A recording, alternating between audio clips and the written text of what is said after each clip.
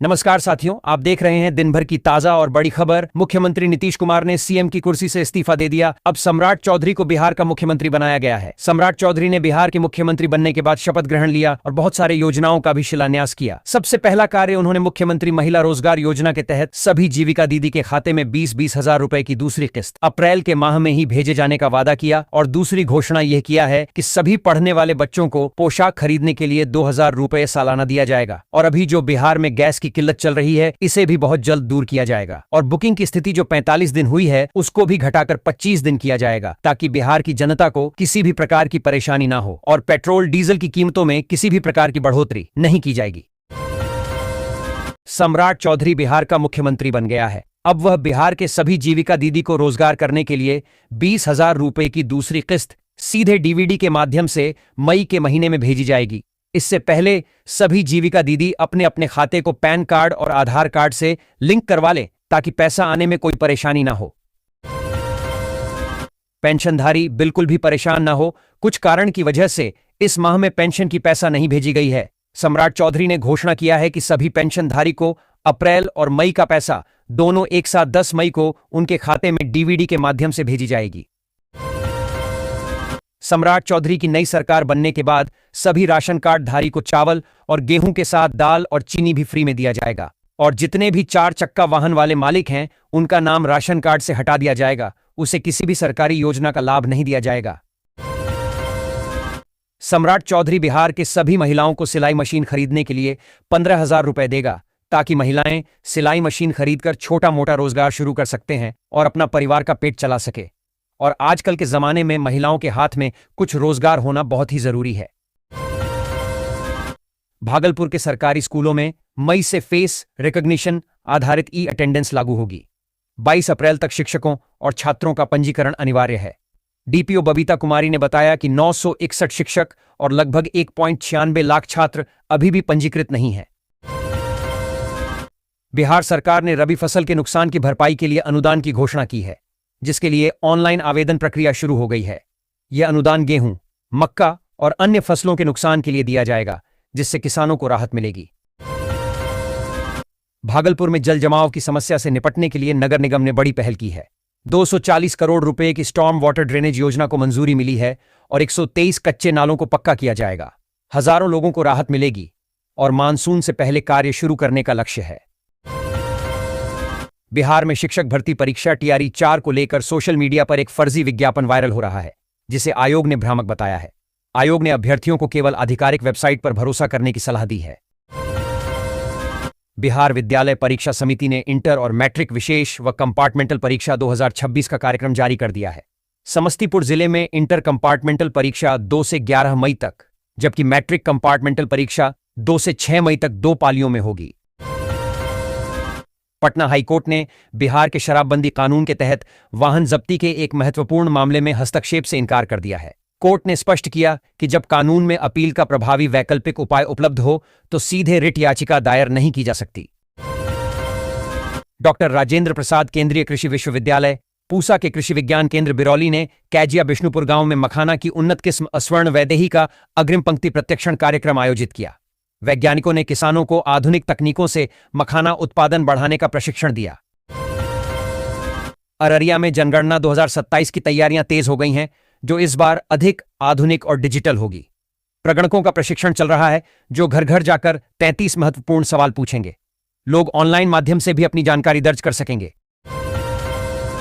बिहार में बिजली आपूर्ति को लेकर सियासत गर्मा गई है। उप मुख्यमंत्री विजेंद्र प्रसाद यादव ने नीतीश सरकार की उपलब्धियां गिनाते हुए कहा कि राज्य 2005 के 700 मेगावाट से अब 9000 मेगावाट तक पहुंच गया है।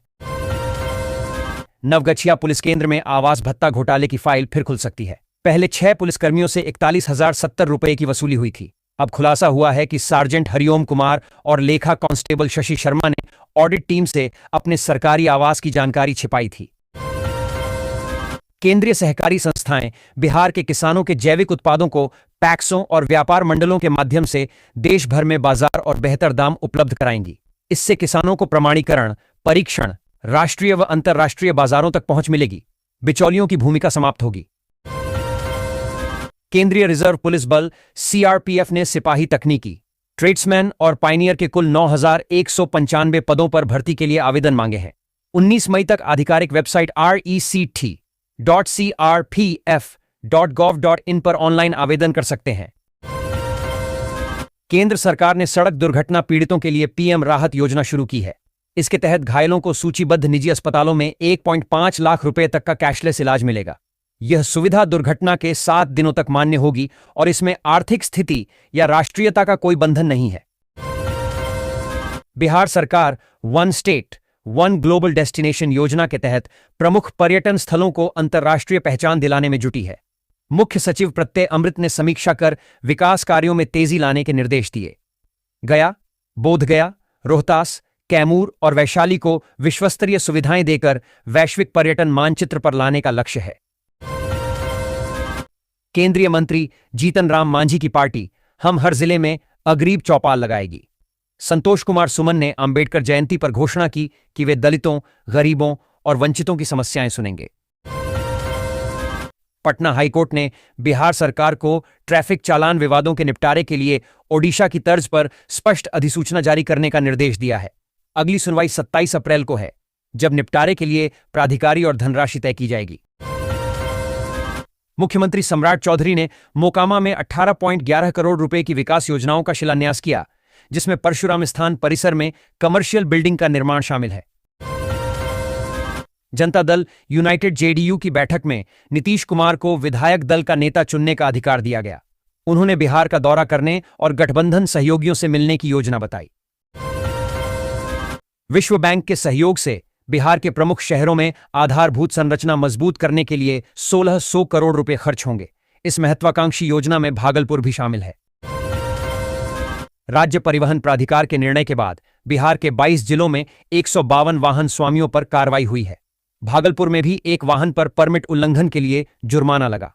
परिवहन विभाग ने बिना वैध परमिट, रूट उल्लंघन और नियमों के विरुद्ध चलने वाले वाहनों के खिलाफ सख्त अभियान चलाने के निर्देश दिए हैं। पटना में भाजपा महिला मोर्चा के जन आक्रोश महिला सम्मेलन में मुख्यमंत्री सम्राट चौधरी ने विपक्ष पर निशाना साधा। उन्होंने परिवारवाद की राजनीति की आलोचना करते हुए प्रधानमंत्री मोदी के महिला आरक्षण बिल का समर्थन किया। केंद्र सरकार इंडो नेपाल सीमा पर अलर्ट है। 2 मई को दिल्ली में गृहमंत्री अमित शाह एक महत्वपूर्ण बैठक की अध्यक्षता करेंगे। इसमें बिहार से सटे सीमावर्ती क्षेत्रों की सुरक्षा पर विशेष ध्यान दिया जाएगा। मुख्यमंत्री सम्राट चौधरी भी वर्चुअल रूप से शामिल हो सकते हैं। राजधानी पटना के रामकृष्ण नगर में एक ज्वेलरी दुकान में दिन दहाड़े करीब 20 लाख रुपए की लूट हुई। इस घटना के बाद तेजस्वी यादव ने सम्राट सरकार पर तीखा हमला बोलते हुए बिहार में कानून व्यवस्था पर सवाल उठाए। तेजस्वी यादव ने स्वगणना पंजीकरण के बाद जाति व्यवस्था पर तीखी टिप्पणी की। उन्होंने गृहमंत्री अमित शाह से जातिगत जनगणना पर सरकार का रुख स्पष्ट करने को कहा। तेजस्वी ने दावा किया कि देश में अभी भी वर्ण व्यवस्था है। बिहार में भारत नेपाल सीमा पर सुरक्षा एजेंसियां अलर्ट पर हैं, खासकर सीमांचल क्षेत्र में बढ़ती संदिग्ध गतिविधियों के कारण। घुसपैठ और तस्करी रोकने के लिए बिहार पुलिस एक व्यापक सुरक्षा ब्लूप्रिंट तैयार कर रही है। पटना में नारी शक्ति वंदन संशोधन बिल को लेकर 20 अप्रैल को बापू सभागार से आक्रोश मार्च निकला गया। इसके चलते यातायात पुलिस ने रूट प्लान जारी किया है। बिहार में गांवों को मुख्य मार्गों से जोड़ने के लिए 3000 किलोमीटर नई सड़कें बनेंगी और 300 पुल पुलिया बनेंगे। पहले से बनी 11,942 किलोमीटर सड़कें भी चौड़ी की जाएंगी, जिनकी चौड़ाई 12 फीट से बढ़ाकर 18 फीट की जाएगी। पटना उच्च न्यायालय ने तकनीकी सहायक के 53 रिक्त पदों के लिए आवेदन आमंत्रित किए हैं। इच्छुक अभ्यर्थी आधिकारिक वेबसाइट patnahighcourt.in पर जाकर आवेदन कर सकते हैं। खगड़िया में किसान पनामा बिल्ट गलुआ रोग के कारण केले की खेती छोड़ रहे हैं, जिससे रकबा लगातार घट रहा है। प्रधानमंत्री की एक जिला एक उत्पाद योजना में शामिल होने के बावजूद किसान अब मक्का की खेती को अपना रहे हैं। बिहार के सरकारी, इंजीनियरिंग और पॉलिटेक्निक संस्थानों का मिशन मोड में विकास होगा। सरकार एनबीए मान्यता और प्लेसमेंट पर जोर दे रही है। समस्तीपुर जिले के पटोरी में गैस कालाबाजारी का पर्दाफाश हुआ है। छापेमारी में प्रशासन ने 33 गैस सिलेंडर जब्त किए हैं, जिससे अवैध कारोबार की पोल खुल गई। भागलपुर में 6 से 10 अप्रैल के बीच ई शिक्षा कोष रिपोर्ट के अनुसार 8,543 शिक्षकों ने उपस्थिति दर्ज नहीं की। यह स्थिति जिला शिक्षा विभाग की निगरानी प्रणाली पर गंभीर सवाल उठाती है। लगातार बढ़ती अनुपस्थिति विभागीय लापरवाही को उजागर करती है। नेशनल टेस्टिंग एजेंसी एनटीए ने जेईई मेन पेपर 1 का परिणाम जारी कर दिया है, जिसमें गया के शुभम कुमार ने 100% हासिल किया है। शुभम उन 26 अभ्यर्थियों में शामिल हैं जिन्होंने यह स्कोर प्राप्त किया है। बिहार में 2.5 माह से निलंबित राजस्व कर्मचारियों के लिए राहत की खबर है। राजस्व एवं भूमि सुधार विभाग ने 11 फरवरी से 19 अप्रैल तक निलंबित सभी कर्मचारियों का निलंबन वापस लेने का निर्देश दिया है। बिहार में सम्राट चौधरी के सत्ता संभालते ही सीमांचल में घुसपैठ, भ्रष्टाचार व तस्करी पर कार्रवाई शुरू हो गई है। केंद्रीय गृह मंत्री के निर्देश पर जिला प्रशासन ने भारत नेपाल सीमा से सटे नोमेंस लैंड में अतिक्रमित जमीन को खाली करा दिया है। मधेपुरा जिले में शनिवार देर शाम 35 से 40 किमी प्रति घंटे की रफ्तार से चली आंधी और बारिश ने मक्का, आम, लीची और सब्जी की फसलों को भारी नुकसान पहुंचाया। कई प्रखंडों में बिजली आपूर्ति 6 से 12 घंटे तक बाधित रही। बगहा के रामनगर में पुलिसकर्मी बनकर ठगों ने एक बुजुर्ग से 1.5 लाख रुपए ठग लिए। पुलिस आरोपियों की तलाश में जुटी है और सीसीटीवी फुटेज खंगाल रही है। बिहार सरकार सड़क दुर्घटनाओं में कमी लाने के लिए व्यापक कदम उठा रही है। उप मुख्यमंत्री विजय कुमार चौधरी ने दुर्घटनाओं का विश्लेषण करने, ड्राइवरों का जिलावार डेटाबेस बनाने और एचएमवी चालकों के लिए प्रशिक्षण अनिवार्य करने के निर्देश दिए हैं। मोकामा के जेडीयू विधायक अनंत सिंह का एक इंटरव्यू वायरल हो रहा है। इसमें उन्होंने कहा कि उनका बेटा आईएएस बने तो नौकरी छोड़ दे, क्योंकि वे नौकरी के पक्ष में नहीं हैं। पटना विश्वविद्यालय ने अपने प्रशासनिक कार्यों को पेपरलेस करने का निर्णय लिया है। नए प्रशासनिक भवन में जून के अंत तक शिफ्ट होने की उम्मीद है, जहां डिजिटल व्यवस्थाएं लागू होंगी। इससे फाइलों का आवागमन ऑनलाइन होगा, जिससे काम में तेजी आएगी और लंबित मामलों को खत्म किया जा सकेगा। समाजवादी नेता शिवानंद तिवारी ने महिला आरक्षण बिल पर भाजपा को घेरा है। उन्होंने आरोप लगाया कि भाजपा इसे सत्ता कायम रखने की चाल मान रही है। बीआरए बिहार विश्वविद्यालय के पीजी छात्रावासों में नए आवंटन पर लगी रोक हटा दी गई है। इसी सप्ताह से महिला और पुरुष छात्रावासों में आवंटन शुरू होगा, संभवतः बुधवार से। कुलपति प्रो डीसी राय ने पहले अवैध कब्जे हटाने के लिए रोक लगाई थी। गर्मी में पानी की कमी और जंक फूड के सेवन से मूत्र संबंधी समस्याएं और किडनी स्टोन बढ़ रहे हैं।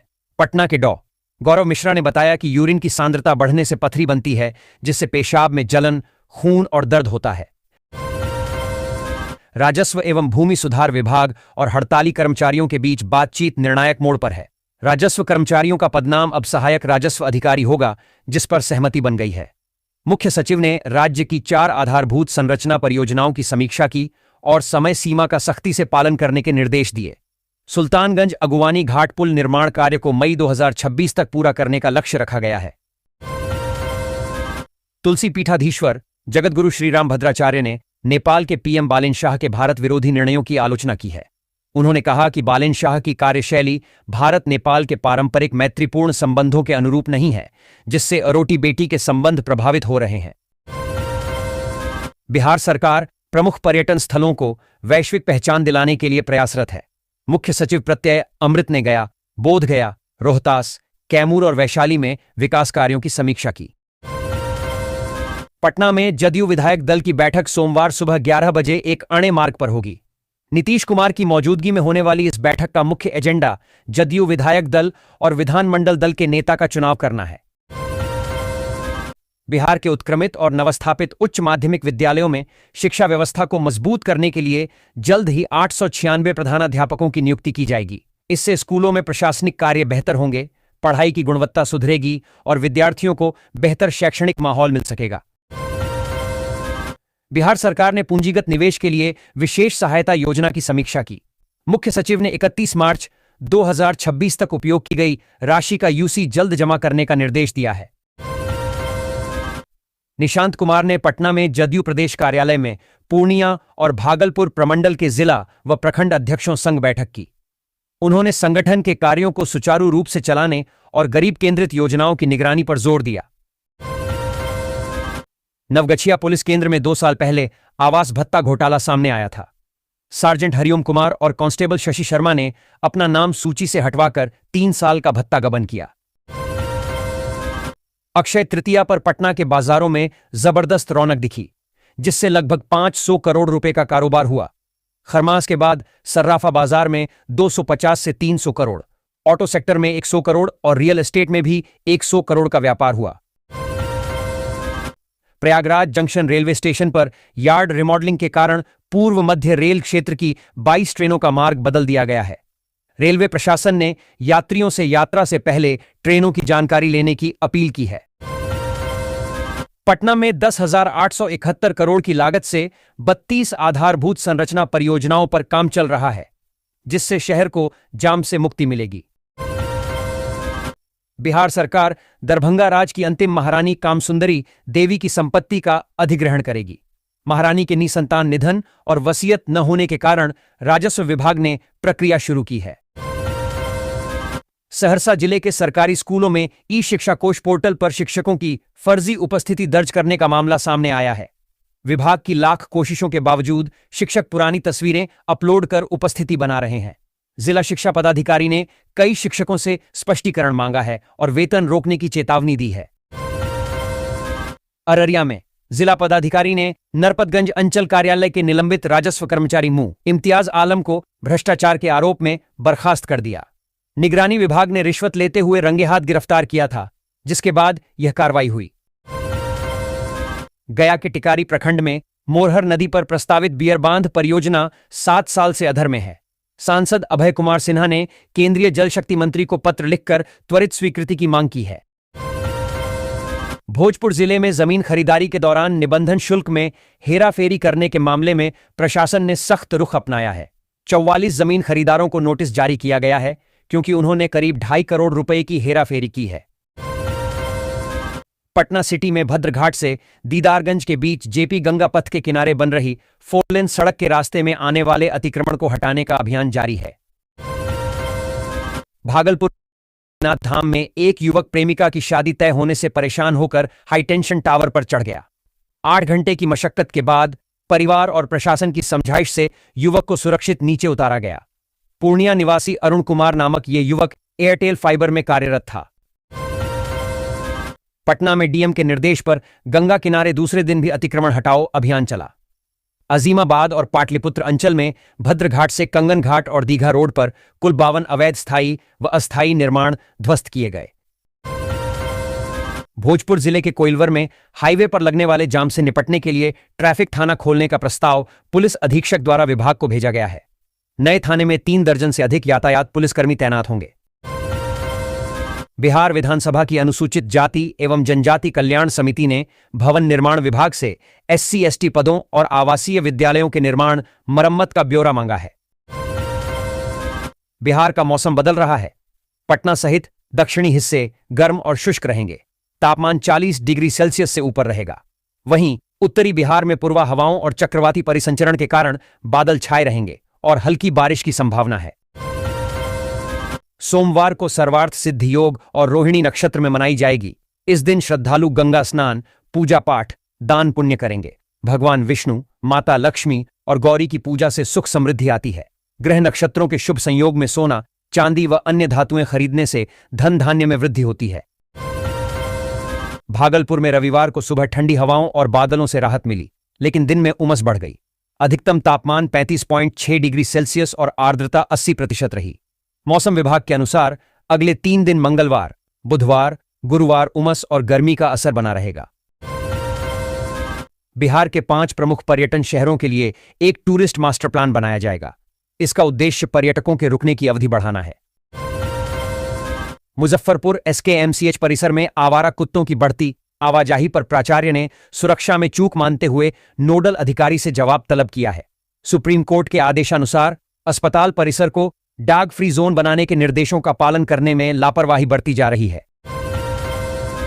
भागलपुर में क्षेत्रीय शिक्षा उपनिदेशक अहसन की अध्यक्षता में हुई बैठक में शिक्षकों की लंबित समस्याओं पर चर्चा हुई।